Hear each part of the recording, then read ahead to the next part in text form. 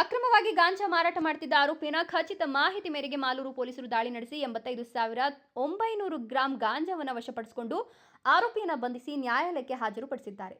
ಮಾಲೂರು ತಾಲೂಕಿನ ಲಕ್ಕೂರು ಹೋಬಳಿಯ ಸೀತನಾಯಕನಹಳ್ಳಿ, ತಾಳಕುಂಟೆ, ಕೋಡಿಹಳ್ಳಿ ಮುಂತಾದ ಕಡೆ ಪೊಲೀಸರು ಗಸ್ತಿನಲ್ಲಿದ್ದು, ಲಕ್ಕೂರು ಚಿಕ್ಕ ತಿರುಪತಿ ರಸ್ತೆಯ ಲಕ್ಕೂರು ಕೆರೆಯ ದೇವಾಲಯದ ಬಳಿ ಗಾಂಜಾ ವಸ್ತುವನ್ನು ಇಟ್ಟುಕೊಂಡು ಮಾರಾಟ ಮಾಡುತ್ತಿರುವುದಾಗಿ ಮಾಹಿತಿ ತಿಳಿದಿದ್ದು, ಎಸ್ಪಿ ನಿಖಿಲ್ ಅವರ ಆದೇಶದ ಮೇರೆಗೆ ಸ್ಥಳಕ್ಕೆ ಭೇಟಿ ನೀಡಿ ದಾಳಿ ಮಾಡಿ ಆರೋಪಿಯನ್ನು ವಶಕ್ಕೆ ತೆಗೆದುಕೊಂಡು ಆತನ ಬಳಿ ಇದ್ದ